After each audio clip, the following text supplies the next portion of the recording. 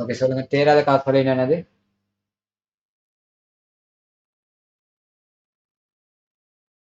சமர்ப்பிக்கப்படாத காசோலை சார். அப்ப சமர்ப்பிக்கப்படாத காசோலை எவ்வளவுன்னு கேட்கறாங்க. சமர்ப்பிக்கப்படாத காசோலை நான் எப்படி கண்டுபிடிக்கிறதுன்னு சொன்னேன். காசு கொடுப்பனவு நாணயத்துல இருக்கும், ஆனா வங்கி கூட்டுல இருக்காது அப்படின்னு தான் சொன்னேன். அப்ப நீங்க பாருங்க வங்கி கூட்டுல எவ்வளவு இருக்குன்ட்டு, அதாவது காசு கொடுப்பனவு நாணயத்துல எவ்வளவு இருக்குன்ட்டு.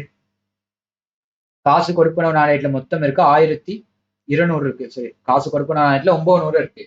சரி, காசு கொடுப்பனவு நாணயத்துல 900 இருக்கு. சரியா? அதே காசு வங்கி கூட்டுல 950 சொல்லுங்க.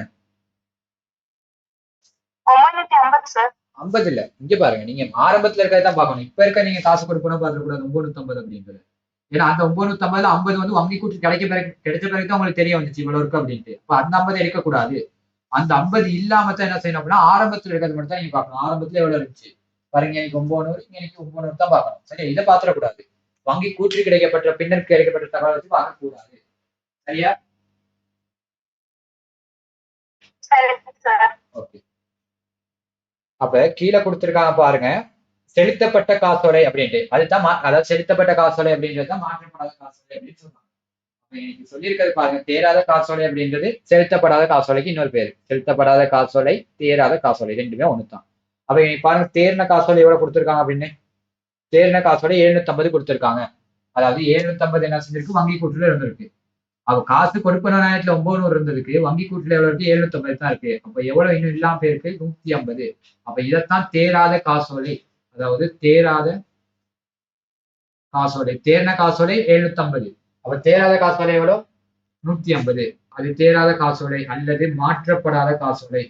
மாற்றப்படாத காசோலை அல்லது சமர்ப்பிக்கப்படாத காசோலை அல்லது செலுத்தப்படாத காசோலை. இதெல்லாம் எழுதி வச்சுங்க, தேவைப்படும்.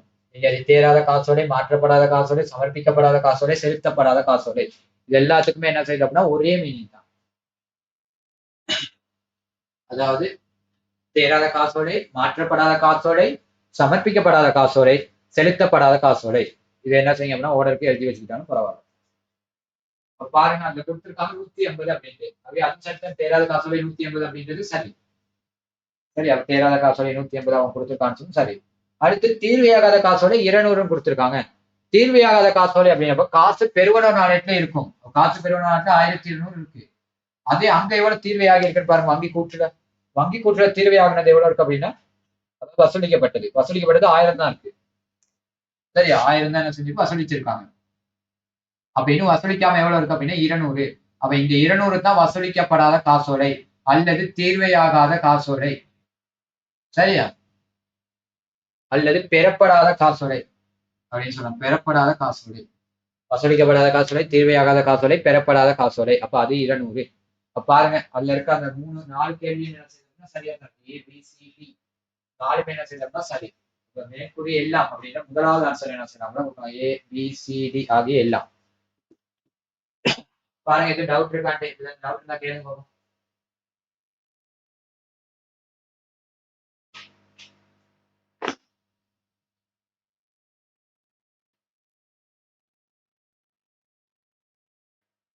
டவுட் இருக்கா?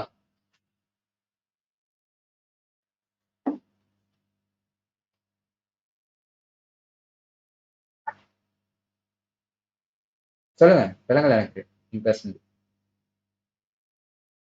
இல்ல சார். ஓகே, நெட்வொர்க் சிக்னல் தானே.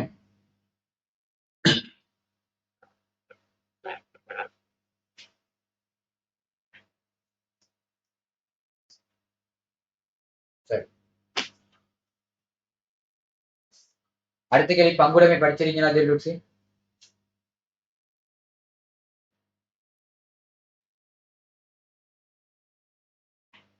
இல்ல சார். சதுர்சிகா? படிக்கல சார்.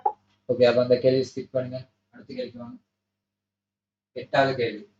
தர்ஷிகா நிறுவனமானது கணக்கு புத்தகங்களை முறையாக பேணுவதில்லை. பின்வரும் தகவல்கள் முடிவடைந்த வருடத்துடன் தொடர்புடையது. இல்ல கேட்கிறாங்க, தர்ஷிகா வியாபாரமே விற்பனை விலையில 20% லாபம் வைத்து விற்பனை செய்கிறது. விற்பனை விலையில 20% லாபம் வைத்து என்ன செய்தோம்னா விற்பனை செய்கிறது. அவங்க கேட்கறாங்க முடிவடைந்த வருடத்துக்கான கொள்வனவு. இது என்ன செய்யணும்னா ஈஸியா கண்டுபிடிக்கலாம். எப்படின்னா முதலாவது விற்பனை கிரயத்தை கண்டுபிடிக்கணும். விற்பனை கிரயத்தை கண்டுபிடிக்க விற்பனையில என்ன செய்யலாம் அப்படின்னா 20% லாபம். அப்ப விற்பனை கொடுத்திருக்காங்க 1050. சரியா? இந்த 1050க்கு நேரடியா 100% பாருங்க. ஏன்னா விற்பனை விலையில தான் 20%. சரியா? விற்பனை விலைன்றப்ப விற்பனை பெறுமதிக்கு நேரடியா பார்க்கலாம். அப்ப 20% பாத்தீங்க அப்படின்னா 210. சரியா? அப்ப விற்பனையில இருந்து என்ன செய்யுங்க அப்படின்னா விற்பனை எவ்வளவு இருக்கு? 1050 இருக்கு. அதுல இருந்து 210 அப்படின்ற லாபத்தை கழிங்க. லாபத்தை கழிச்சிங்க அப்படின்னா விற்பனை கிரயம் உங்களுக்கு வரும். விற்பனை கிரயம் எவ்வளவு வரும்? 840. அப்ப விற்பனை கிரயத்துக்கு முதலாவது என்ன செய்யணும்? ஆரம்ப இருப்பு தெரியணும். ஆரம்ப இருப்பு இருக்கு தெரியுமா உங்களுக்கு? அதுல கொடுத்துருக்காங்க பாருங்க ஆரம்ப இருப்பு. அதுல ஆரம்ப இருப்பு கொடுத்திருக்காங்க பாருங்க 140. ஆரம்ப இருப்பு 140. அதுக்கு அடுத்து சொல்லியிருக்காங்க பாருங்க கொள்வனவு இருக்கு எவ்வளவு? கொள்வனவு தெரியாது. கொள்வனவு தான் கண்டுபிடிக்க போறோம். கொள்வனவு தெரியாது. கேள்விக்குறி போடுவோம். அடுத்து நம்மளுக்கு தெரியும் பாருங்க உட்சுமை கூலி தெரியும். உட்சுமை கூலி தெரியும். அது என்ன செய்யும் அப்படின்னா கூட்டுப்படும். அவை உட்சுமை கூலி 40. அடுத்து வெளித்திருப்பம் இருக்கு. அதாவது கொள்வனவு திருப்பம் அப்படின்றது வெளித்திருப்பதை சொல்லுவாங்க. கொள்வனவு திருப்பம் எவ்வளவு இருக்குன்னு பாருங்க. அது 50 இருக்கு. ஆகவே அந்த 50 மைனஸ் ஆகும். அதுக்கு அடுத்து இறுதி இருப்பு இருக்கு. இறுதி இருப்பு எவ்வளவு இருக்குன்னு பாருங்க. இறுதி இருப்பு இருக்கு 170. அப்ப அதுவும் மைனஸ் ஆகும். இப்போ கீழே கொடுத்திருக்காங்க விற்பனை கிரயம் தான் என்ன கண்டுபிடிச்சிருக்காங்க. விற்பனை கிரயம் 840. இப்ப என்ன செய்யும்? முதல்ல சொன்ன மாதிரி தான் பிளஸ் பண்றதெல்லாம் கூட்டுங்க. சாரி, பிளஸ் பண்றதெல்லாம் மைனஸ் பண்ணுங்க. மைனஸ் பண்றதெல்லாம் கூட்டுங்க. அதாவது 840ஓட 170 50 என்ன செய்யும்? கூட்டுங்க. கூட்டிட்டு 40ஐயும் அதே போல மேல இருக்க 140 என்ன செய்யுங்க அப்படின்னா மைனஸ் பண்ணுங்க. மைனஸ் பண்ணீங்கன்னா எவ்வளவுன்னு பாருங்க.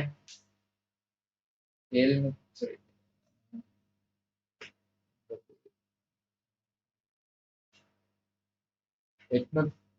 880 பாருங்க.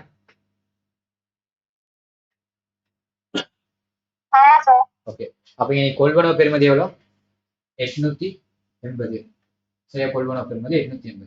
அப்ப அதான் கேட்கறாங்க கொள்வனவு யாருன்னா அப்ப கொள்வனவு 880 அப்படின்ற ரெண்டாவது ஆன்சர். சரியா செஞ்சிருக்கீங்களா? இதுவரைக்கும் பார்த்திருக்கோம் எத்தனை கேள்வி அப்படின்னா 8 கேள்வி பார்த்தோம். 7 கேள்வி பார்த்திருக்கோம். 7 கேள்வியில எத்தனை சரி? சதுர்சிக்கு எத்தனை சரி? 7 கேள்வியில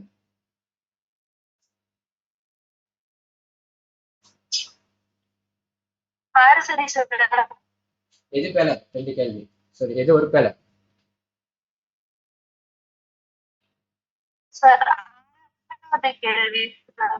6வது கேள்வி பேல. சரி, அடுத்து ஜென்ரோக்ஸி சார். எத்தனை? 5 சார். எது பேல? 2 பேரும் சார். 5 6 அந்த வங்கி கணக்கு வாங்கி கூட்டுறப்பே கணக்கு விளங்கப்படுத்துறது ஈஸியா இருக்கு. செஞ்சா பிழையா வரும் தானே? ஆமா சார். விளங்கப்படுத்துறப்ப ஈஸியா இருக்கும். கணக்கு செய்யறப்ப என்ன செய்யணும்? அது எப்படியுமே இயல்பு தான். அது எப்படியுமே கணக்கு யாராச்சும் நம்மளுக்கு விளங்கப்படுத்துறப்ப ஈஸியா இருக்க மாதிரி இருக்கும். அதே செய்யறப்ப கொஞ்சம் கஷ்டமா இருக்கும். அது எங்க அதாவது நாங்க படிக்கிற காலத்துல இருந்து அது அப்படியே இருந்தது. நம்ம செய்யறப்ப என்ன செய்யணும்னா கஷ்டமா இருக்கும். இதே செய்ய விளங்கப்படுத்துறப்ப என்ன செய்யணும்னா ஈஸியா இருக்கும். அது அப்படியே கொஞ்ச நேரம் பயிற்சி செஞ்சுட்டே போறப்ப என்ன செய்யணும் அவ்வளவு செய்யணும். சரியா? கிட்டத்தட்ட ஒரு 15,000 எம்சிக்கு 2027 பேச்சுன்னு 15,000 எம்சிக்கு வச்சு எக்ஸாம் முடிவு செஞ்சு பாருங்க. செஞ்சு பார்த்தீங்க அப்படின்னா எந்த விதமான டவுட்டும் இருக்காது. 2 ஹவர் பேப்பரை ஒரு ஹவர்ல செஞ்சுட்டு உட்காந்துருக்கணும்.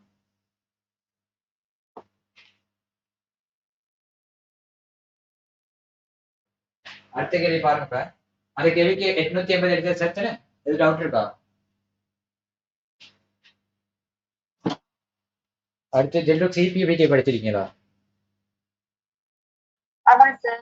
ஓகே. அப்போ ஒரு ஆள் படிச்சிருந்தா அது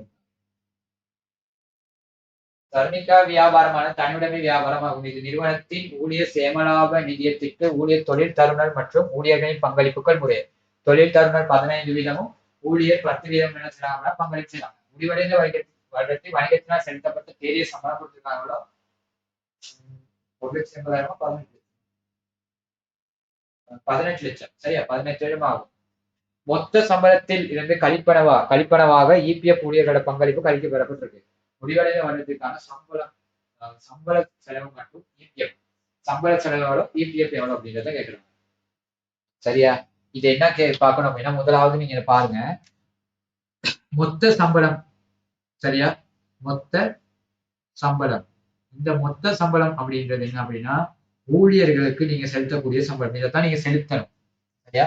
அதாவது இதை நீங்க செலுத்தணும், ஆனா இதை செலுத்த மாட்டீங்க. இதைத்தான் நீங்க செய்யணும் அப்படின்னா, ஒரு ஊழியர் வேலைக்கு எடுக்கிறாங்க, நீங்க கேட்பீங்க அப்படின்னா உனக்கு 30,000 சம்பளம் தானே வேலைக்கு வா அப்படின்னு நீங்க என்ன செய்யணும் அப்படின்னா எடுப்பீங்க. 30,000 சம்பளம் சொல்றீங்க தானே, அந்த சம்பளத்தின் பேர் தான் இது மொத்த சம்பளம் அப்படின்றது. ஆனதுக்கு என்ன செய்ய மாட்டீங்க அப்படின்னா, நீங்க 30,000 சம்பளத்துக்கு அவர் வேலை சம்பளம் கொடுக்க மாட்டீங்க. காரணம் அவருக்கு வந்து என்ன செய்வீங்க அப்படின்னா இபிஎஃப் பிடிஎஃப் கழிச்சுட்டு ஒரு 25,000 அல்லது என்ன செய்வீங்க அப்படின்னா ஒரு 27,000 அந்த மாதிரி ஒரு அமௌண்ட் தான் நீங்க என்ன செய்வீங்க அப்படின்னா அவர் கொடுப்பீங்க. அந்த அமௌண்ட்டுக்கு பேர் தான் தேறிய சம்பளம் அப்படின்னு சொல்றது. அப்படி நீங்க என்ன செய்வீங்க அப்படின்னா அவருக்கு செலுத்துற தொகைக்கு பேர் தான் தேறிய சம்பளம். அப்ப இது எப்படி வரும் அப்படின்னா மொத்த சம்பளம் சமன் தேறிய சம்பளம். மொத்த சம்பளத்துக்கு சமன்பாடு தேறிய சம்பளம் பிளஸ் இபிஎஃப் பங்களிப்பு. இபிஎஃப் பங்களிப்பு இது யாரோட இபிஎஃப் பங்களிப்புனா ரெண்டு பேருடையும் கூட்டிடக்கூடாது. யாரோட அப்படின்னா ஊழியருடைய இபிஎஃப் பங்களிப்பு. ஊழியர் இபிஎஃப் சரியா, ஊழியர் இபிஎஃப் மட்டும்தான் கூட்டணும். சரியா, மொத்த சம்பளம் பாக்குறதுக்கு தேறிய சம்பளத்தோட ஊழியர்களோட பங்களிப்பு மட்டும்தான் என்ன செய்யணும்னா கூட்டணும். நீங்க இபிஎஃப் இடிஎஃப் அதாவது இபிஎஃப்பும் இருக்கு, அதே போல இடிஎஃப்பும் என்ன செய்யுது அப்படின்னா காணப்படுது. இந்த ரெண்டையுமே நீங்க எந்த சம்பளத்துக்கு பாப்பீங்க அப்படின்னா மொத்த சம்பளத்துக்கு தான் நீங்க என்ன செய்வீங்க அப்படின்னா இபிஎஃப் இடிஎஃப் பாப்பீங்க. மொத்த சம்பளத்துக்கு தான் இபிஎஃப்பும் இடிஎஃப்பும் மொத்த சம்பளத்தின் அடிப்படையில் தான் கணிப்பீடு செய்யுது. சரியா சரியா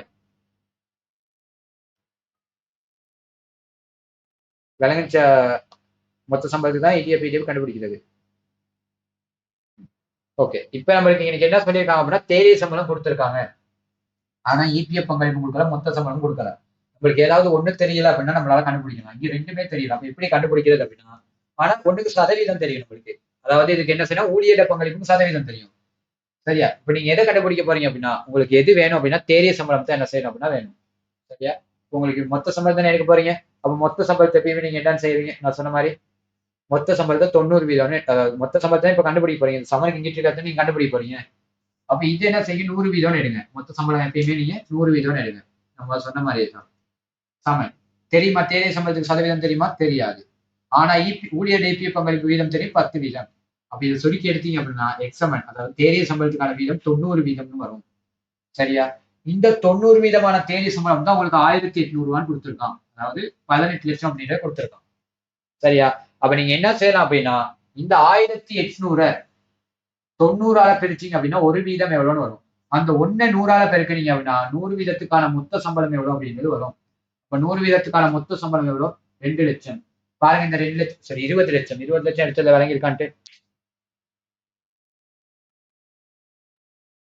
விளங்கியிருக்கா சதோஷிகா? ஓகே, ஏன் இந்த மாதிரி சதவீதம் எல்லாம் போட்டு கண்டுபிடிச்சு கொடுக்குறேன் அப்படின்னா இதுக்கு அப்புறமாச்சும் என்ன செய்யுங்க அப்படின்னா இப்ப நான் இதை சொல்லாத சந்தர்ப்பத்துல நீங்க என்ன செய்யணும் அப்படின்னா நீங்களே யோசிச்சு பார்க்கலாம் இப்படித்தான் வரும் அப்படின்றது. அதுக்குதான் என்ன செய்யணும் அப்படின்னா 90ஆல பிரிச்சு 100ஆல பெருக்குங்க அப்படின்னு சொல்லிட்டு போவாங்க, அது எப்படி வருது அப்படின்றத சொல்றேன். அப்ப நீங்க என்ன செய்யணும் அப்படின்னா இதுக்கப்புறம் ஏதாவது ஒரு கணக்கு வந்தா அந்த ஐடியாவை அங்க யூஸ் பண்ணி ஆன்சர் கண்டுபிடிக்கலாம். சரியா, அதுக்காக நான் சொல்லி கொடுத்துருப்பேன், ஞாபகம் வச்சுக்கணும் இப்படித்தான் கண்டுபிடிக்கிறோம் அப்படின்ட்டு. இல்லை நான் நார்மலா சொல்லிட்டு போனா 1,800 என்ன செய்யுங்க 90ஆல பெருத்து 100ஆல பெருக்குன்ட்டு. அப்ப இனி மொத்த சம்பளமும் இருக்கு. இப்ப நம்மளுக்கு என்ன தெரியும் அப்படின்னா பாத்துங்க நம்மளுக்கு ரெண்டு இந்த சமன்பாடு படி 2 விலையும் தெரியும் நம்மளுக்கு. சரி, எது எது தெரியும் தேறிய சம்பளம் தெரியும். தேறிய சம்பளம் 1,800. சரியா, அதுக்கு முன்னுக்கு இருக்கு மொத்த சம்பளம் 2,000 அப்படின்னு தெரியும். அப்போ ஊழியர் பங்களிப்பு எவ்வளவா இருக்கணும் 200 இருக்கணும். சரி, ஊழியர் பங்களிப்பு 200 இருக்கணும். இப்ப அந்த சமன்பாடு படி என்ன செஞ்சோம்னா கணிப்பீடு செஞ்சோம். ஊழியர் பங்களிப்பு 200 அப்படின்றத கணிப்பீடு செஞ்சுட்டோம். பாருங்க அதுல ஏதாச்சும் டவுட் இருக்கான்ட்டு இருக்கா? சரி, இப்ப ஊழியர் பங்களிப்பை கண்டுபிடிச்சிட்டோம். இப்ப தொழில் கொள்வோட பங்களிப்பு, ஏன்னா ஊழியர் பங்களிப்பு 10% எவ்வளவு 200 அப்படின்னு கண்டுபிடிச்சிட்டோம். இது 10%க்கான 200. இப்ப தொழில் கொள்வோருக்கு என்ன செய்யணும் 15% பார்க்கணும். அப்ப அவருக்கு எப்படி பார்க்கணும் மொத்த சம்பளத்துக்கு தான் பார்க்கணும். மொத்த சம்பளத்துக்கு 2000க்கு என்ன செய்யுங்க அப்படின்னா 100க்கு 15% பாக்குறீங்க. 15% பார்த்தா எவ்வளவு அப்படின்னா 300. அப்ப இந்த 300 தான் என்னது இபிஎஃப் செலவு. இபிஎஃப் செலவு இங்க இருக்க 200 ஏன் இபிஎஃப் செலவை எடுக்கிறது இல்லைன்னு கேட்டா, அதாவது இந்த ஊழியர்களோட பங்களிப்பு 200, அதாவது ஊழியரோட பங்களிப்பு 200 ஏன் இபிஎஃப் செலவை எடுக்கிறது இல்லை கணக்குகளை காட்டுறது இல்லை அப்படின்னு கேட்டா, அதாவது ஊழியர்களோட இபிஎஃப் செலவு அப்படின்றது வந்து ஊழியர்களோட சம்பளத்துல இருந்து எடுக்கிறீங்க. ஏன்னா அவருக்கு நீங்க அவர் துண்டா உங்க கைக்கு கொடுக்கல, அதுவும் இல்லாம அவருக்கு துண்டா அந்த 200 நீங்க கொடுக்கல. நீங்க எதுல இருந்து எடுக்கிறீங்க அப்படின்னா அந்த 200 அவருக்கு செலுத்த வேண்டிய மொத்த சம்பளத்துல இருந்து 200 எடுத்துக்கிறீங்க. அப்ப அது வந்து சம்பள செலவா தான் பதியுமே தவிர அதை வந்து என்ன செய்ய மாட்டோம் ஒரு தனி இபிஎஃப் செலவா பதிய மாட்டோம். சரி, ஏன்னா சம்பளத்துல இருந்து ஒரு 200 நீங்க கழிச்சு எடுக்கிறீங்க. அதனால அதை வந்து செலவா பதிவிடுறது இல்லை, அதை சம்பளத்தோட சேர்த்து செலவா பதிஞ்சிருவோம். அது எந்த செலவா பதிவு அப்படின்னா சம்பள செலவு அப்படின்ட்டு தான் பதிவோம். இப்போ சம்பள செலவுன்னு எவ்வளவு காட்டுவோம், 2000 தான் காட்டுவோம். ஏன் அப்படின்னா இந்த 200 அப்படின்றது சம்பளத்துல இருந்து எடுக்கப்படுற ஒண்ணு. அப்ப அது தனியா இபிஎஃப்பா காட்டுறது இல்லை எங்க வருமான கூற்றுல. சரியா? அது எங்க வருமான கூற்றுல என்ன செய்யுது, தனியா ஒரு 700 காட்டுறது இல்லை. அதை வந்து மொத்த செலவோட மொத்த சம்பளத்தோட கூட்டி சம்பளம் அப்படின்றது 2000 காட்டுவோம். சரியா? ஆனா இங்கனைக்கு இருக்க 300 அப்படி இல்லை. இந்த 300 வந்து எதுக்குள்ளேயும் சம்மந்தப்படாது. இது வந்து தொழில் கொள்வோர்கள் பங்களிப்பு செய்யறது. இது வந்து சம்பளத்துல இருந்து கழிச்சு எடுக்கிற அமௌண்ட் இல்லையே. சம்பளத்துல இருந்து இந்த 300 கழிப்பட்டு வர அமௌண்ட் இல்லையே. ஏன்னா சம்பளத்துல இருந்து கழிப்பட்டு வர அமௌண்ட் இந்த 200 மட்டும்தான். இது எங்க இருந்து வருது அப்படின்னா இது ஊழியர்கள் பங்களிப்பு செய்ய வேண்டிய ஒரு வேண்டுகோள், அதாவது கட்டாயம். ஊழியர் சார்பாக நிறுவனம் பங்களிப்பு செய்ய வேண்டிய ஒரு அமௌண்ட் தான் 300. அப்ப அந்த 300 அமௌண்ட்டை மட்டும்தான் நீங்க என்ன செய்யணும்னா இபிஎஃப் செலவா எடுப்பீங்க. அப்ப என்ன செய்யணும் அப்படின்னா தொழில் கொள்வோர் எவ்வளவு பங்களிப்பு செய்யறாரோ அதை மட்டும் தான் நீங்க என்ன செய்யணும் அப்படின்னா இபிஎஃப் செலவா எடுக்கணும். அப்ப இனி தொழில் கொள்வோர் எவ்வளவு பங்களிப்பு செய்யறாரு அப்படின்னா 300. அப்ப இபிஎஃப் செலவு எவ்வளவு கேட்டா 300. அப்ப இபிஎஃப் செலவு 300. மொத்த சம்பளம் எவ்வளவு, சம்பள செலவு எவ்வளவுன்னு கேட்டா 2000. சரியா? சம்பள செலவு 2000. அடுத்த ஊழியருக்கு நீங்க செலுத்த போறது 1800. அந்த 200 என்ன செய்வீங்க, மத்திய வங்கிக்கு அனுப்பிடுவீங்க. அப்ப சம்பள செலவுன்னு கேட்டா நீங்க 1800 மட்டும் காட்டி பத்தாது, இந்த 2000 காட்டணும். சரியா? சம்பள செலவுன்னு கேட்டா இந்த 2000 காட்டணும். சரியா? ஆனா நீங்க சட்டப்படி பார்த்தா நீங்க ஊழியருக்கு செலுத்துறதை விட 800 மட்டும்தான், 1800 மட்டும் தான் செலுத்துறீங்க. ஆனா இங்க 200 என்ன செய்யறாங்க அப்படின்னா கம்பெனி வச்சுக்காம மத்திய வங்கிக்கு என்ன செய்வாங்க அப்படின்னா அனுப்பிடுவாங்க. அதாவது சென்ட்ரல் பேங்க்கு அந்த 200 அனுப்பிடுவாங்க. அப்ப அதனால நீங்க என்ன செய்யக்கூடாது அப்படின்னா மொத்த செலவு அப்படிங்கிற மொத்த சம்பள செலவுன்னு கேட்கறப்ப நீங்க என்ன செய்யணும் அப்படின்னா அந்த 2000 தான் காட்டணும். நல்லா ஞாபகம் வச்சுங்க. மொத்த சம்பளத்துல காணப்படுற 2000 தான் என்ன செய்யணும் அப்படின்னா சம்பள செலவுன்னு காட்டுறப்ப காட்டணும். இபிஎஃப் செலவுன்னு காட்டுறப்ப தொழில் கொள்வார், அதாவது நிறுவனத்தின் பங்களிப்பு 300 மட்டும் காட்டணும். சரியா? ஏதாவது டவுட் இருக்கான்னு பாருங்க அந்த கேள்வியில. டவுட் இருந்தா கேளுங்க.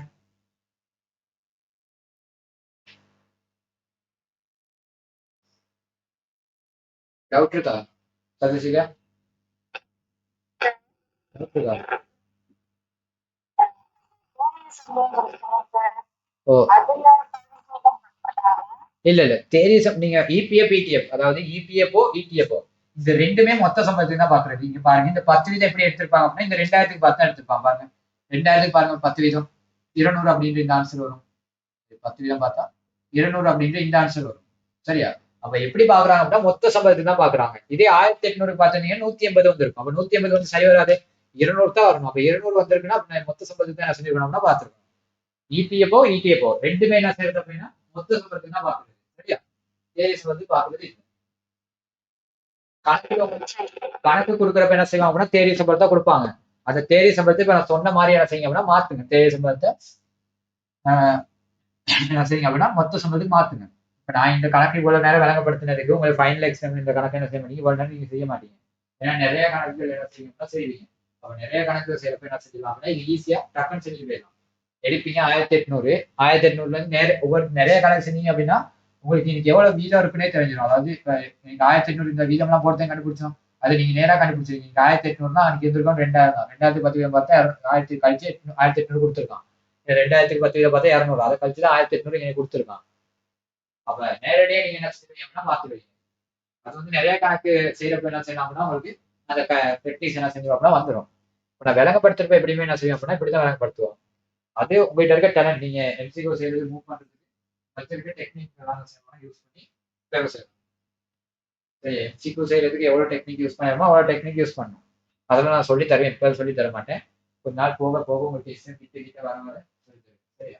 இப்படி இதெல்லாம் அட்டவணை இல்லாம நம்ம கணக்கு செய்யாம கேள்வியை வாசிக்காம ஆன்சருக்கு போற மெத்தட்ல நான் நினைச்சேன் சொல்லி தரேன். நான் இப்ப இல்ல, அது வந்து கேள்வி வாசிக்காம அப்படின்னா கேள்வி கண்ணை மூடி இருந்து ஆன்சர் அடிக்கிறது இல்லை.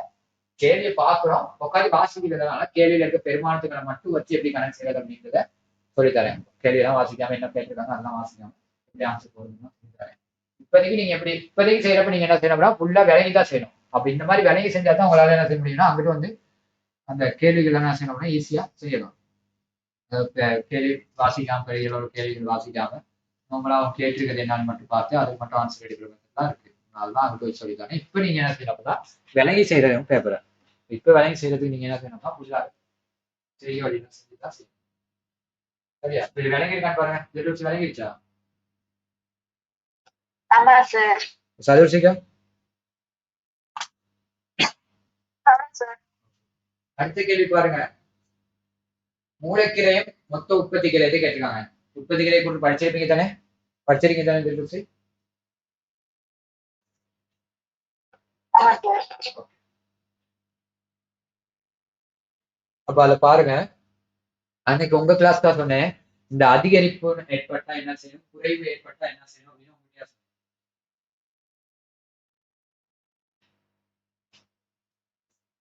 அதாவது மூலப்பொருள் ஏற்பட்ட அதிகரிப்பு, மூலப்பொருள் ஏற்பட்ட குறைவு, முடிபொருள் ஏற்பட்ட அதிகரிப்பு, அந்த மாதிரி எல்லாம் சொல்லியிருந்தா கழிக்கணுமா கூட்டணுமா உங்க கிளாஸ் தான் சொன்னேன்.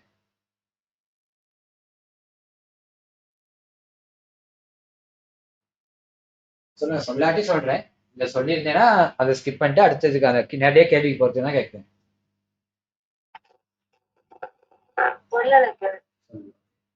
சொல்றேன். அதாவது இப்ப பாருங்க, இதுல கொடுத்திருக்காங்க என்னன்னா ஆரம்ப மூலப்பொருளும் கொடுக்கல, இறுதி மூலப்பொருளும் கொடுக்கல. உங்களுக்கு எப்படி கொடுத்திருக்காங்க, அதுல ஏற்பட்ட அதிகரிப்பு அப்படின்னு மட்டும் தான் கொடுத்திருக்காங்க. பாருங்க, இவ்வருடத்தில் குறைவேலையில் ஏற்பட்ட அதிகரிப்பு அப்படின்னு கொடுத்திருக்காங்க. குறைவேலையில் ஏற்பட்ட அதிகரிப்பு தான் கொடுத்திருக்காங்க. ஆரம்ப குறைவேலையும் கொடுக்கல, இறுதி குறைவேலையும் கொடுக்கல. அப்ப இந்த அதிகரிப்பு குறைவு அப்படின்னா எப்படி செய்யறது? எல்லாத்துக்குமே ஒரே மாதிரி தான். அதாவது நான் சொல்ற ஒரே ஒரு ஏதாவது உதாரணத்துக்கு சொல்றேன். அந்த உதாரணம் எது எதுக்கெல்லாம் தொடர்படும் அப்படின்றத நான் சொல்லிடுறேன். அப்ப முதலாவது என்ன செய்யும், மூலப்பொருளுக்கு அந்த உதாரணம் தொடர்படலாம், முடிவு பொருளுக்கு தொடர்பு பண்ணலாம், குறை வேலைக்கு தொடர்பு பண்ணலாம். இதுக்கு எல்லாமே என்ன செய்யும் அப்படின்னா, இப்ப நான் சொல்ல போற உதாரணம் ஒரே மாதிரி தான் தொடர்பு. சரியா? இப்ப நான் உதாரணத்துக்கு முடிவு பொருளை வச்சு சொல்றேன். சரியா? முடிவு பொருள் அப்படின்றப்ப இப்போ உதாரணம் ஆரம்ப இருப்பு வச்சுங்களேன். ஆரம்ப இருப்பிற்கு 100 இருக்கு, இறுதி கொள்வனவு இருக்கு 1000 இருக்கு. சரியா? இறுதி இருப்பு கொடுத்திருக்காங்க உங்களுக்கு 150 கொடுத்திருக்காங்க. சரியா? இப்போ உங்களுக்கு விற்பனை கிரை இன்னைக்கு எவ்வளவு வரணும்? முதல் விற்பனை கிரை எவ்வளவு வருதுன்ட்டு 950. 950 விற்பனை கிரையும் வந்திருக்கு. இந்த விற்பனை கிரயத்தை இப்ப இவங்க செஞ்சிருக்காங்க, ஆரம்ப இருப்பும் கொடுத்து இறுதி இருப்பும் கொடுத்தனால நீங்க விற்பனை கிரயத்தை 950 எடுத்துட்டீங்க. இப்ப இவங்க ரெண்டுமே கொடுக்காம என்ன சொல்லியிருக்காங்க அப்படின்னா, இருப்பில் ஏற்பட்ட அதிகரிப்பு, இருப்பில் ஏற்பட்ட அதிகரிப்பு, அதாவது இறுதி மூலப்பொருள் இருப்பில் ஏற்பட்ட அதிகரிப்பு. சரியா? அதிகரிப்புன்னு சொல்லி 50 கொடுத்திருக்காங்க. இந்த அதிகரிப்புனா என்னன்னா, ஆரம்ப மூலப்பொருள் பாருங்க 100 இருக்கு, இறுதியில வந்து 150 தான் இருக்கு. ஆரம்பத்துல எவ்வளவு இருக்கு? 100 இருக்கு, ஆனா இறுதியில 150 தான் இருக்கு. அப்ப இது ரெண்டுக்கும் இடையில என்ன நடந்திருக்கு அப்படின்னா, இது ரெண்டுக்கும் இடையில என்ன நடந்திருக்கு அப்படின்னா 50 ஒரு அதிகரிப்பு ஏற்பட்டிருக்கு.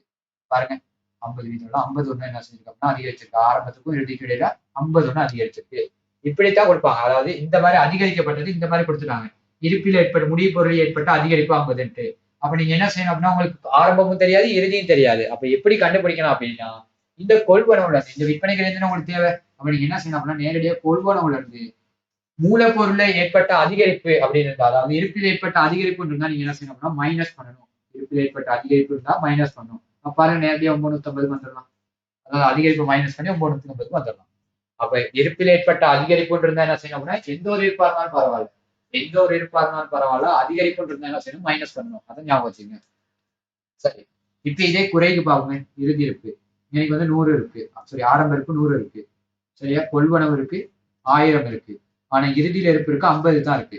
அப்ப இன்னைக்கு பாத்தீங்க அப்படின்னா 1050 அப்படின்றது விற்பனை கிரயம் வரும். அப்ப இன்னைக்கு பாருங்க என்ன நடந்திருக்கு, ஆரம்பத்துல இருந்து இறுதிக்கு என்ன நடந்திருக்குன்ட்டு. ஆரம்பத்துல இருந்து இறுதிக்கு என்ன நடந்திருக்கு, குறைஞ்சிருக்கு. ஏன்னா ஆரம்பத்துல 100 இருந்திருக்கு, இறுதியில வந்து 50 இருக்கு. அப்ப 50 என்ன செய்யுது அப்படின்னா குறைவு ஏற்பட்டிருக்கு. குறை 50, அதாவது இருப்பில் ஏற்பட்ட குறை 50. அப்ப இந்த இருப்பில் ஏற்பட்ட குறை 50 நீங்க எப்படி எடுக்கலாம் அப்படின்னா, இந்த ஆரம்ப இருப்பு இறுதி இருப்பு முற்கால சந்தர்ப்பத்துல கொள்வனவோட இந்த இருப்பில் ஏற்பட்ட அதிகரிப்பு 50 வித்தியாசம் குறைவு 50 இருக்கு தெரியுமா? இருப்பில் ஏற்பட்ட குறைவு 50, அந்த குறைவு 50 நீங்க என்ன செய்யணும்னா பிளஸ் பண்ணணும். அப்ப பிளஸ் பண்ணா 1050 போயிடலாம். அப்ப ஞாபகம் வச்சுக்க வேண்டியது என்ன அப்படின்னா, மூலப்பொருளில் ஏற்பட்ட அல்லது முடிவு பொருளில் ஏற்பட்ட அல்லது குறைவேலையில் ஏற்பட்ட அதிகரிப்புன்னு சொல்லியிருந்தா, அதிகரிப்புன்னு சொல்லி என்ன செய்யணும் அப்படின்னா கொள்வனவுல இருந்து மைனஸ் பண்ணணும், அல்லது உற்பத்தி கிரயத்துல இருந்து மைனஸ் பண்ணணும். சரியா? அப்படி இல்ல குறைவுன்னு இருந்துச்சுன்னா நீங்க என்ன செய்யணும்னா பிளஸ் பண்ணணும். குறைவுன்னு இருந்தா பிளஸ் பண்ணணும், அதிகரிப்பு இருந்தா மைனஸ் பண்ணணும். சரியா? இதை பாருங்க, விளங்கி இருக்கான்ட்டு. விளங்கி இருக்கா?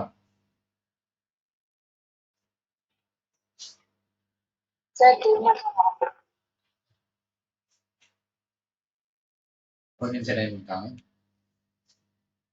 காலையில சொல்றது தொண்டை கட்டிட்டு. ஓகே, அதுல பாருங்க, கணக்குல கொடுப்பாங்க மூலப்பொருள் 3 வகையான இருப்புகள் இருக்குதுனே. ஒண்ணு மூலப்பொருள், மூலப்பொருள் இருக்கு, அதே மாதிரி முடிவு பொருள் இருக்கு. அதே மாதிரி குறைவேலை. இதுதான் ஒரு நிறுவனத்துல காணக்கூடிய இருப்புக்கள். இப்ப இந்த 3 வகையான இருப்புக்கள்லயும் ஏதாவது ஒரு கொடுத்திருக்காங்க. கணக்குல பாருங்க, இந்த கணக்குல கொடுத்திருக்காங்க குறை வேலையில் ஏற்பட்ட அதிகரிப்புன்னு கொடுத்திருக்காங்க. சரியா? அதே போல நிறைய கணக்குகள் உங்களுக்கு என்ன செய்யலாம் அப்படின்னா இந்த ஒரு கணக்கு கொடுத்திருக்காங்க. கொஞ்சம் சிஸ்டம் பாத்தீங்க அப்படின்னா அவங்க என்ன செஞ்சிருப்பாங்க அப்படின்னா எல்லாமே அதிகரிப்பு குறைவுன்னு மட்டும் தான் கொடுத்திருப்பாங்க, தவிர ஆரம்பத்தில் ஆச்சரியம் போட மாட்டாங்க. அப்ப அந்த மாதிரியான இடத்துல எப்படி செய்யணும் அப்படின்னா, அப்ப முதலாவது உதாரணத்துக்கு எடுங்க, ஆரம்ப இருப்பு இருக்கு, இந்த கணக்குல 100 இருக்கு. இறுதி இருப்பு இருக்கு. உதாரணத்துக்கு இந்த கணக்குல உதாரணத்துக்கு ஒரு கணக்கு. சரியா? ஆரம்ப இருப்பு 100 இருக்கு, இறுதி இருப்பு 180 இருக்கு, கொள்வனவு 100 இருக்கு. அப்ப இங்க பாருங்க என்ன நடந்திருக்குன்னா, ஆரம்ப இருப்பு 100 இருந்திருக்கு, இறுதி இருப்பு 180 இருக்கு. அப்ப என்ன நடந்திருக்கு அப்படின்னா, ஆரம்ப இருப்புல இருந்து இறுதி இருப்பு என்ன செஞ்சிருக்கு அப்படின்னா அதிகரிச்சிருக்கு. இன்னைக்கு 100 இருந்தது 180 மாறி இருக்கு. அப்ப அதிகரிப்பு ஏற்பட்டது. அப்ப மூலப்பொருள் ஏற்பட்ட அதிகரிப்பு எவ்வளவு? 50. சரியா? இப்ப நீங்க ஆரம்ப இருப்பு இறுதி இருப்பு கொடுக்குற சமயத்துல ஆரம்ப இருப்போட கொள்வனவு கூட்டி -180 மைனஸ் பண்ணி என்ன செய்யுங்க அப்படின்னா விற்பனைக்கிறேன் எடுப்பீங்க. இப்ப இந்த ரெண்டு கொடுக்கல. இப்ப இந்த ரெண்டு என்ன செய்யலாம் அப்படின்னா கொடுக்கல. இப்ப உங்களை விற்பனைக்கிறேன் எடுக்க சொல்றோம் அப்படின்னா நீங்க எப்படி எடுக்கணும் அப்படின்னா இந்த பெருமானம் கொடுத்திருக்கான். சரியா? இது ரெண்டு எனக்கு இந்த ரெண்டுமே கொடுக்கல, ஆனா இது கொடுத்திருக்கான். எவ்வளவு? அதிகரிப்பு ஏற்பட்ட 50,000 மட்டும் கொடுத்திருக்கான். அந்த மாதிரியான சந்தர்ப்பங்கள் நீங்க என்ன செய்யணும் அப்படின்னா இந்த 1000த்துல இருந்து 50 மைனஸ் பண்ணீங்கன்னா என்ன செய்யணும்னா 950 வந்துடணும். சரியா? ஏன்னா இப்ப நீங்க 100 இருந்து 180 இருந்தாலும் நீங்க அதை மைனஸ் பண்ணாலும் 950 தான் உங்களுக்கு வரப்போகுது. அப்ப இது ரெண்டும் கொடுக்காத சந்தர்ப்பத்துல நீங்க என்ன செய்யணும் அப்படின்னா மூலப்பொருள் ஏற்பட்ட அதிகரிப்பு என்ன செய்யணும்னா மைனஸ் பண்ணீங்க அப்படின்னா 950 வந்துடலாம். பாருங்க, மூலப்பொருள் ஏற்பட்ட அதிகரிப்பு மைனஸ் பண்ணா 950 வந்துடலாம். பாருங்க, இது டவுட் இருக்கான்றது. சரியா? அதுக்கு அடுத்து மூலப்பொருள் ஏற்பட்ட அதிகரிப்பு பாத்தீங்கன்னா 950 வந்துடலாம். அதே குறைவா இருந்துச்சு அப்படின்னா, இப்ப குறைவுனா அப்படின்னு பாருங்க, ஆரம்ப இருப்பு 100 இருக்கு, இறுதி இருப்பு 180 இருக்கு. அப்ப இங்க என்ன நடந்திருக்கா? குறைஞ்சிருக்கு. அப்ப குறைஞ்சிருக்கு எவ்வளவுன்னு பார்த்தா 50 குறைவடைஞ்சிருக்கு. ஏன்னா ஆரம்பத்துல இருந்து இறுதி என்ன செஞ்சிருக்கு? குறைஞ்சிருக்கு. அப்ப 50 குறைவடைஞ்சிருக்கு. இந்த 50 எப்படி நேரடியா இருக்காங்க? இந்த சமன்பாடு படி எடுக்க தெரியும் உங்களுக்கு. ஆரம்ப இருப்போட 1000 கூட்டுவீங்க, கூட்டிங்கன்னா 1100, அதுல இருந்து 50 கழிச்சீங்கன்னா 1050. அதான் விற்பனை கிரயம். இது ரெண்டும் கொடுக்காத சந்தர்ப்பத்துல, இது ரெண்டும் கொடுக்காதன்னு வைங்களேன், கொடுக்காத சந்தர்ப்பத்துல இந்த குறை இருந்தா என்ன செய்யணும் அப்படின்னா கொள்வனவோட அந்த குறை பெருமதியை கூட்டணும். அப்ப 1050 என்ன செய்யணும் கண்டுபிடிக்கலாம். அது கொடுக்காத சந்தர்ப்பத்துல. எப்படியுமே நிறைய சந்தர்ப்பங்கள் என்ன செய்யுது அப்படின்னா இது ரெண்டும் கொடுக்க மாட்டாங்க. இது ரெண்டும் கொடுக்காம இந்த பெருமதி மட்டும் கொடுப்பாங்க. அதிகரிப்பா குறைவான்னு மட்டும் சொல்லியிருப்பாங்க. அப்படி சொல்லியிருக்கப்ப குறைவா இருந்தா என்ன செய்யணும் அப்படின்னா கூட்டணும், அதிகரிப்பா இருந்தா மைனஸ் பண்ணணும். அதிகரிப்பா இருந்தா மைனஸ் பண்ணணும், குறைவா இருந்தா கூட்டணும். பாருங்க,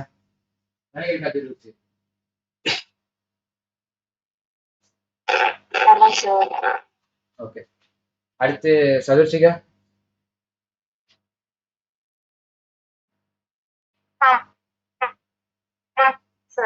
ஓகே. அப்ப இப்ப இந்த கணக்கு வரும். இந்த கணக்குல என்ன சொல்றாங்க அப்படின்னா, அடுத்த கிளாஸ் சொல்றதுல திருப்பி நான் விளங்கப்படுத்துறேன். இந்த மாதிரி ஒரு கேள்வி.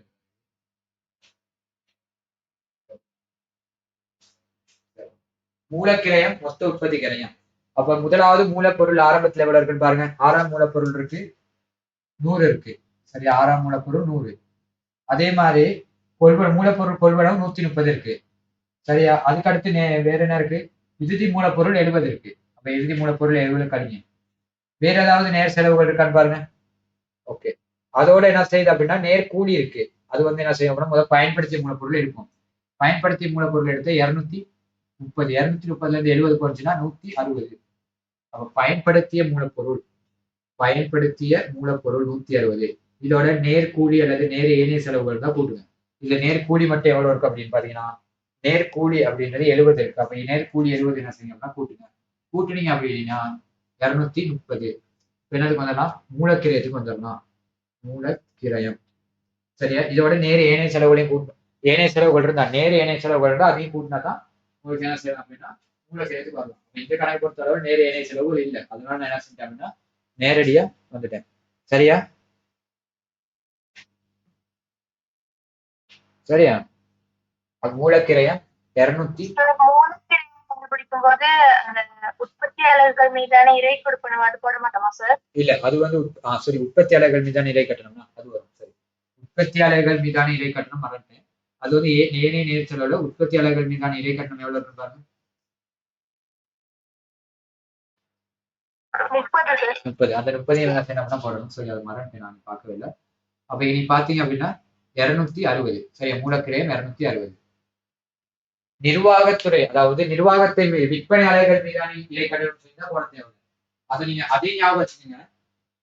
விற்பனை மீதான இறை கட்டணம், விற்பனை மீதான இறை கட்டணம் சொல்லியிருந்தா போட தேவையில்ல. விற்பனை மீதான இறை கட்டணம் அப்படின்னு சொல்லியிருந்தா போட தேவையில்ல. அதே போல உற்பத்தியின் மீதான இறை கட்டணம் சொல்லியிருந்தா என்ன செய்யணும்னா கட்டாயம் போடணும். உற்பத்தியின் மீதான இறை கட்டணம் போடணும். ஏன் இந்த விற்பனை மீதான இறை கட்டணம் போடுறது இல்லை அப்படின்னா, இது வந்து எங்க காட்டுவோம் அப்படின்னா வருமான கூற்றுல தான் காட்டுவோம். இந்த விற்பனை போதான இறை கட்டணத்தை வருமான கூற்றுல தான் காட்டுவோம். சரியா? அதையும் கொஞ்சம் ஞாபகம் வச்சுக்கணும். அப்ப இன்னைக்கு உற்பத்தி மீதான இறை கட்டணம் தான் சொல்லியிருக்காங்க. முதல் நேர்கூலியோட கூட்டணும், நேரடியான செலவு. அப்ப நீங்க பாத்துங்க 260. அடுத்து மொத்த உற்பத்தி கிரை கேட்டிருக்காங்க. மொத்த உற்பத்தி கிரயத்துக்கு நீங்க என்ன செய்யணும் அப்படின்னா இதோட இந்த மூலக்கிரயத்தோட மேந்தலைகளை கூட்டணும். மேந்தலைகளை கூட்டிட்டு குறைவேலை என்ன செய்யணும்னா சீராக்கம் செய்யணும். இதுல மேந்தலைகள் இருக்கு பாருங்க 35. சரியா? மொத்த மேந்தலைகள் தான் கொடுத்துருக்காங்க.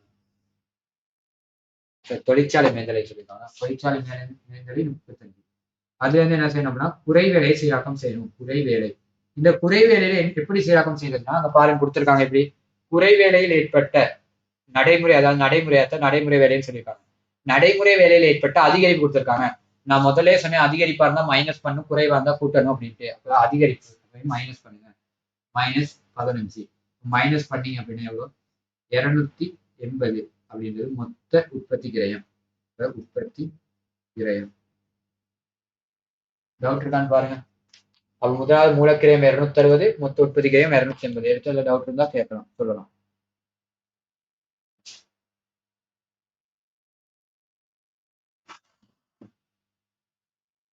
டவுட் இருக்கா?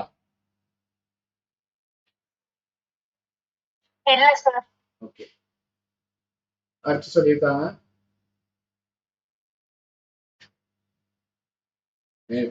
எத்தனாவது கேள்வி? 11வது கேள்வி. சந்தா கொடுத்திருக்காங்க. இல்ல சந்தா வருமானத்தை என்ன செய்ய போறாங்க அப்படின்னா எங்க சொல்றாங்க. சந்தா படிச்சிருக்கீங்க எத்தனை? சதுசிகா படிச்சிருக்கீங்களா சந்தா? சார் இப்பதான் ஸ்டார்ட் பண்ணிருக்கோம். ஓகே, அப்ப ஸ்டார்ட் பண்ணா பரவாயில்ல, செய்வோம். கலைச்செல்வி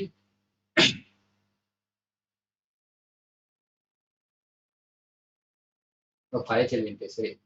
அந்த 2026 பேஜை வச்சு ஞாபகம் இருக்கு. தில்ருக்ஷி சொல்றேன். இல்ல சார் நான் படிக்கல.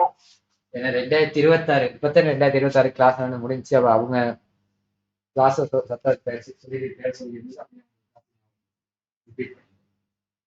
சரி. அப்ப சந்தா நான் சந்தா சொல்லித்தரேன் பாருங்க. அது பெருசா ஒண்ணுமே இல்லை. அந்த சமன்பாட்டுல பதியம் மட்டும் தான் இருக்கு. சமன்பாடு அட்டவணை ஒன்று இருக்கு, அந்த பதியத்தான் இருக்கு. T4 அடிங்க. சரியா? இதுல அவங்க சொல்லியிருப்பாங்க இன்னைக்கு வருது ஆரம்ப அட்டுரு. சரியா? இது வந்து ஆரம்ப அட்டுரு, இது ஆரம்ப முற்பணம். எனக்கு வந்து இறுதி அட்டுரு. இதை நீங்க ஞாபகம் வச்சுக்கணும். இது இறுதி முற்பணம், எனக்கு இறுதி முற்பணம். அதே மாதிரி இன்னைக்கு காட்டுறது வருமான கூற்று. நீங்க எவ்வளவு காட்டுவீங்களோ அந்த வருமானத்தை இன்னைக்கு காசா பெற்றதை என்ன செய்யணும்னா காட்டுவீங்க. சந்தா, சந்தா கணக்கு. உங்களுக்கு எப்ப செகண்ட் டைம் எக்ஸாம் முடியுது? இன்னும் செகண்ட் டைம் எக்ஸாம் நடக்கலையா? சதுசிகா எக்ஸாம் நடந்துச்சு செகண்ட் டைம்.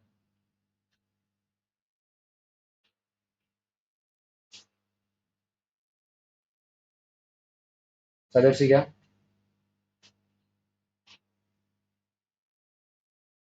சார் 8வது இசை பேப்பர் நடந்துச்சு.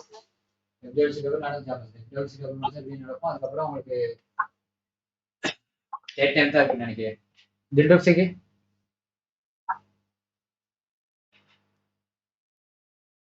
செகண்ட் டைம் எக்ஸாம் முடிஞ்சிட்டு பேப்பர் தான் ஆரம்பிச்சு. அப்ப தேர்ட் டைம் எக்ஸாம் தான் செஞ்சு போகணும். இமேஷா உங்களுக்கு நான் என்ன செய்யறேன்னா ரெக்கார்டை வந்து போட்டு விடுறேன். ஏன்னா உங்களுக்கு கவரேஜ் இல்லை அப்படின்னு சொல்லியிருந்தீங்க. நான் ரெக்கார்டை குரூப்புக்கு போட்டு விடுறேன். யாருக்கு வேணா எடுத்து ஆகும். சரியா? சில சமயம் தான் குரூப்புக்கு அப்லோட் பண்ணி, சில டைமே குரூப்புக்கு அப்லோட் பண்ணி, இல்லாட்டி கூகுள் டிரைவுக்கு தான் அப்லோட் பண்ணுவேன். சில வேலை டிரைவ் லிங்க் தான் அங்கே நீ போடுவேன். முடிஞ்ச வரைக்கும் நான் என்ன செய்யறேன் அப்படின்னா வாட்ஸ்அப்ல அனுப்ப பார்க்குறேன். அப்படி அனுப்பியாச்சுன்னு என்ன செய்யணும்னா கூகுள் டிரைவ் லிங்க் தான் போடுவேன். சரியா? பார்ப்போம் சார், சந்தாவை பார்ப்போம். இப்போ எப்படியுமே அப்போ உங்களுக்கு தேர்ட் டைம் பேப்பர் தான் நீ ரெடி பண்ணணும். இப்போ தேர்ட் டைம் எக்ஸாம் பேப்பர் தான் ரெடி பண்ணி போகணும். செகண்ட் டைம் செஞ்சு வேலை. செகண்ட் டைம் தான் முடிச்சு. ஓகே, அதுல பாருங்க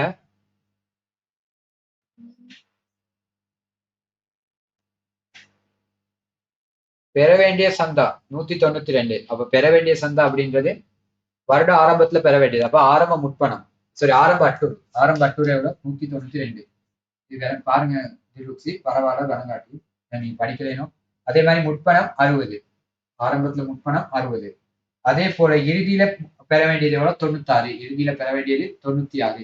காசா பெற்றது கொடுத்திருக்காங்க, காசா பெற்றது ஒவ்வொரு வருஷத்துக்கும் கொடுத்திருக்காங்க.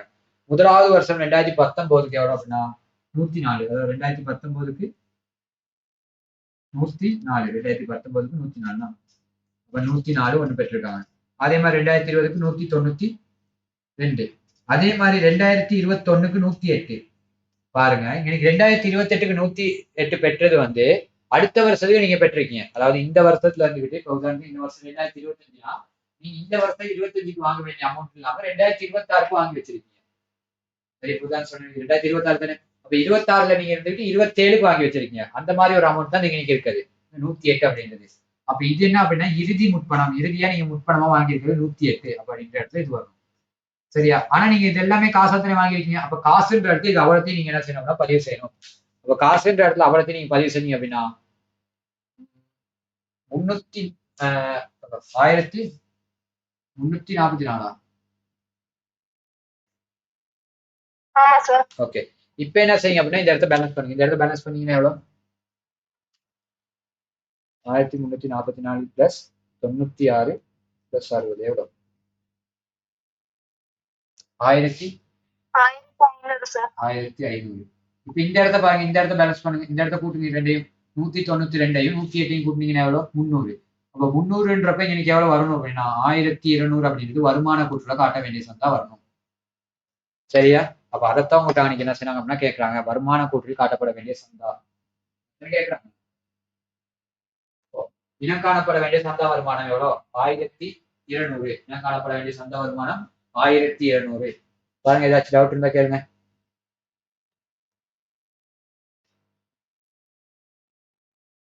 டவுட் இருக்கா யாருக்காவது?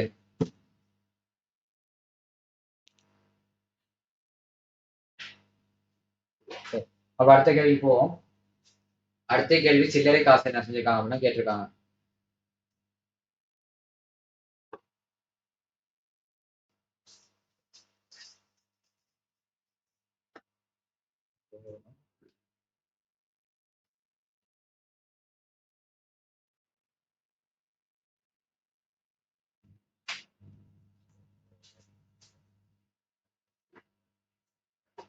ஓகே, அப்ப அடுத்த கேள்வி பார்த்திருக்காங்க பாருங்க. கொரோனா செரேனா பிஎல்சி ஆனது